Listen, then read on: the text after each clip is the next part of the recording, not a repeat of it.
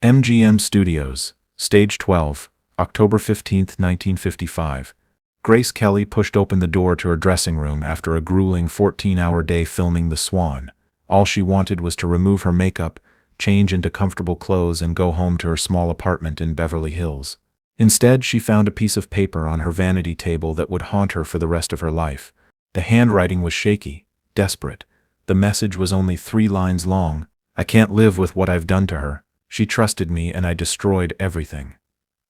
By the time you read this, I'll be gone." Grace's blood ran cold. There was only one James on the MGM lot that she knew well enough to have access to her private dressing room. James Dean, Hollywood's rising star, her co-star in their upcoming film together. But it was what she found underneath the note that made her hands shake uncontrollably. A photograph that revealed a secret so devastating it would destroy careers, end marriages, and change the course of Hollywood history forever. What Grace Kelly discovered that night wasn't just a suicide note. It was evidence of a conspiracy that reached the highest levels of the studio system, involving people she trusted, secrets she never suspected, and a cover-up that had already cost one life. And she was about to become the next target. Grace sat down heavily in her makeup chair, staring at the photograph in disbelief. It showed James Dean in what appeared to be Louis B. Mayer's private office, but James wasn't alone. He was with a young woman Grace recognized immediately, Natalie Wood, barely 17 years old. The photograph captured something that should never have been documented, something that explained why James Dean was planning to end his life. What Grace was looking at was evidence of systematic abuse within the studio system. Young actors and actresses being manipulated, coerced, and worse, and James Dean had been forced to participate. Grace's hands trembled as she turned the photograph over. Written on the back in different handwriting were the words, "This is just one of many. They have files on everyone." Natalie Wood had been documenting the abuse, and somehow James Dean had gotten hold of the evidence. Grace understood immediately why James was planning to kill himself. He had been part of the system that was destroying young people like Natalie. The guilt was eating him alive. But there was something else that made Grace's heart race with fear. If James had this photograph, if he was planning to expose the conspiracy, then his suicide might not be voluntary at all. Grace looked at her watch. It was almost midnight. James lived in a small apartment near Griffith Observatory. If she hurried, she might be able to reach him before he did something irreversible. Or before someone did something irreversible to him. Grace grabbed her car keys and drove through the empty Los Angeles streets like her life depended on it. Maybe it did. When she arrived at James's apartment building, she noticed immediately that his motorcycle wasn't in its usual spot. She ran up the stairs to his third-floor apartment and pounded on the door. James, open up. It's Grace." Silence. Grace tried the door handle. It was unlocked, which immediately set off alarm bells. James Dean was paranoid about security. He never left his door unlocked. She pushed the door open and stepped inside. The apartment was in chaos. Furniture overturned, papers scattered everywhere, obvious signs of a struggle. But James was nowhere to be found. Grace's heart sank as she realized she was too late, but then she heard something that made her freeze. The sound of a car engine starting outside. She ran to the window and looked down at the street. A black sedan was pulling away from the curb. In the passenger seat she could see a figure that looked like James Dean, but he wasn't driving. Someone else was behind the wheel. Grace had to make a decision. She could call the police, but who would believe her? A story about conspiracy and kidnapping based on a suicide note and a photograph. The LAPD had strong ties to the studios. They would likely cover it up. Instead, Grace Kelly did something that proved she was much more than a beautiful actress. She decided to follow that car. Grace got back in her car and began trailing the black sedan through the Hollywood Hills.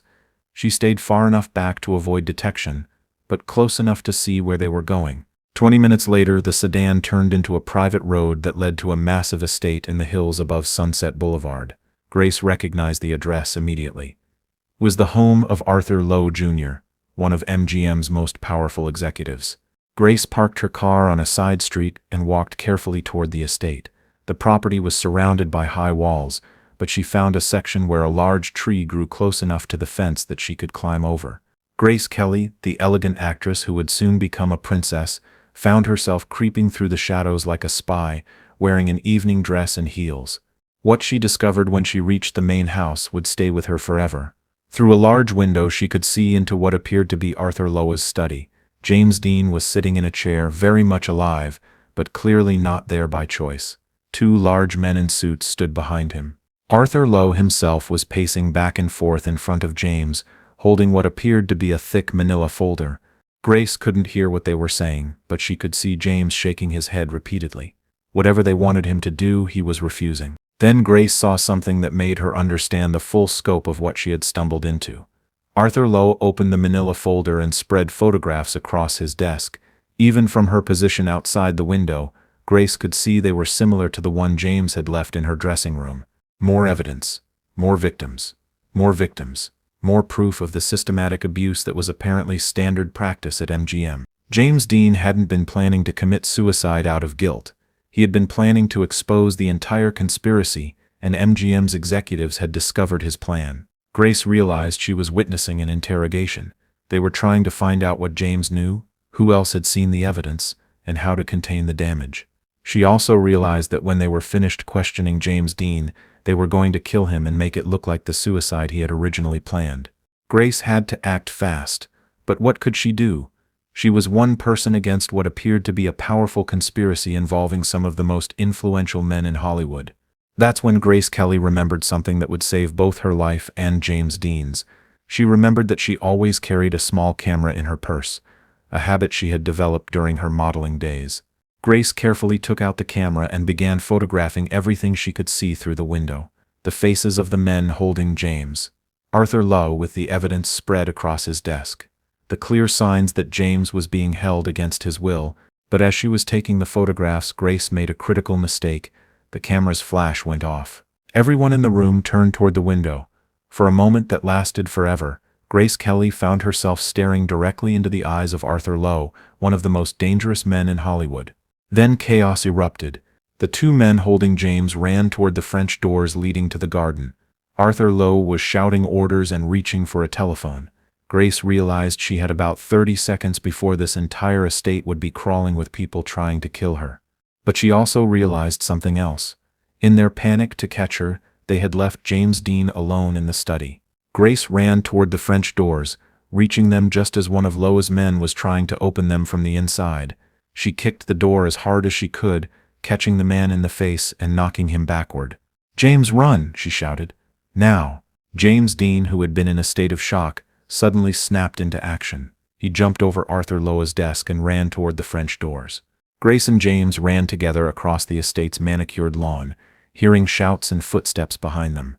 Grace's heels were slowing her down, so she kicked them off and ran barefoot.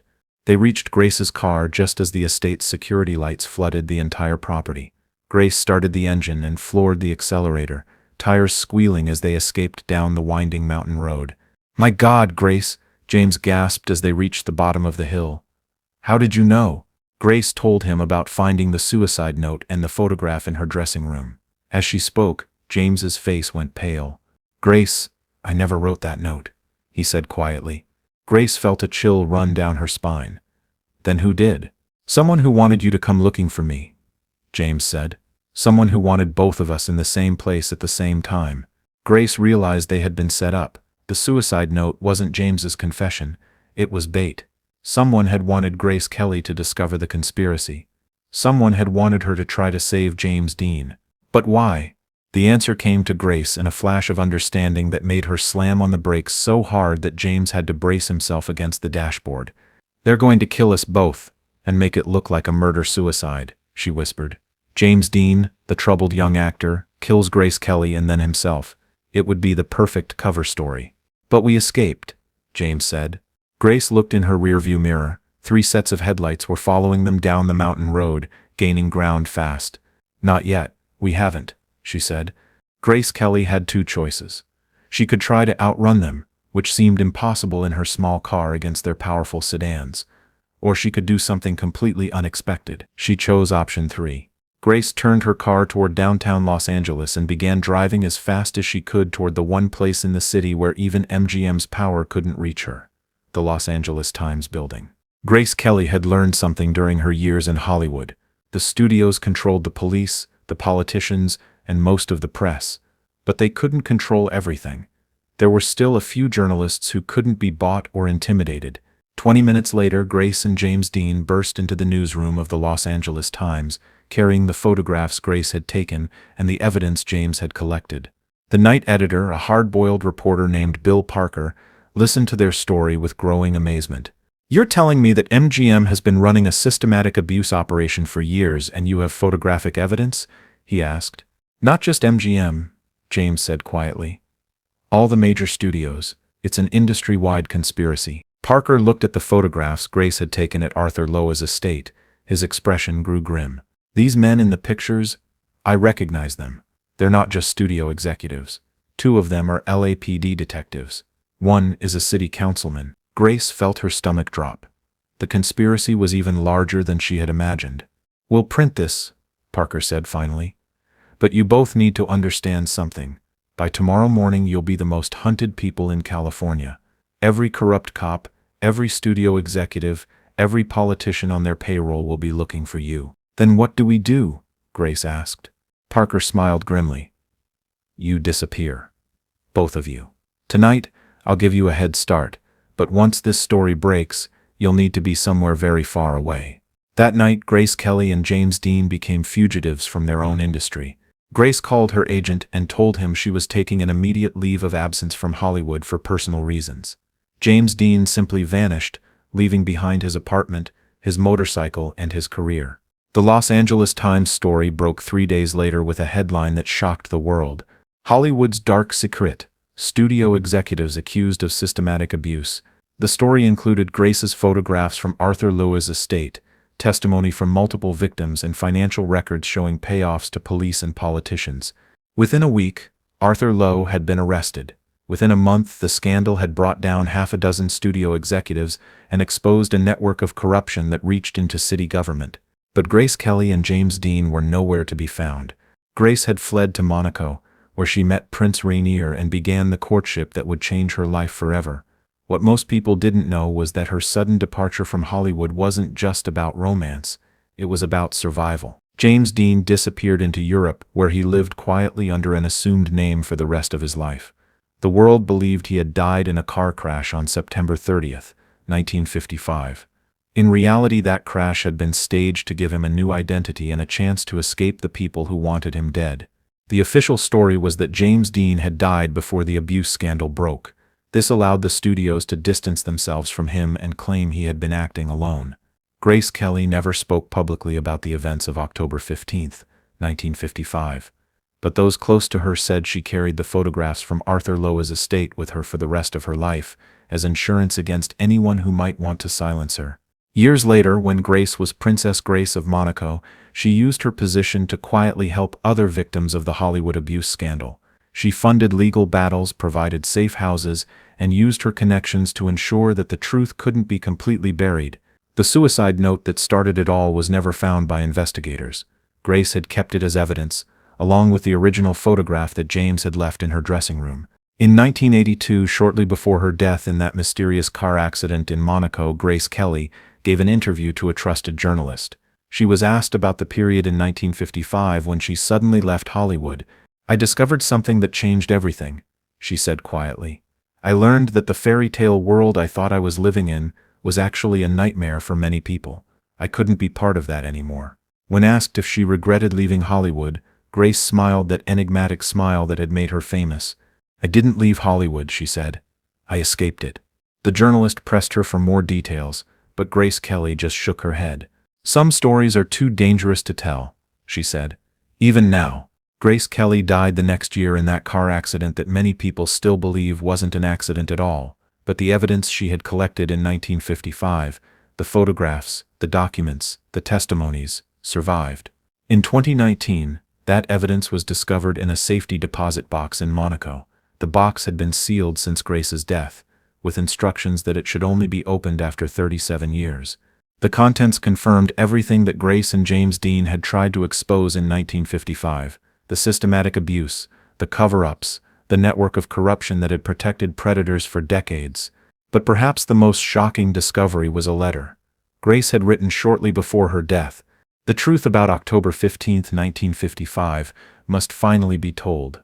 James Dean didn't die in a car crash. He's still alive, living under the name Robert Anderson in a small town in France. If anything happens to me, someone needs to tell his story. In 2020, investigators traveled to France and found an 89-year-old man living quietly in a village near Nice. He had been living under the name Robert Anderson since 1955. It was James Dean.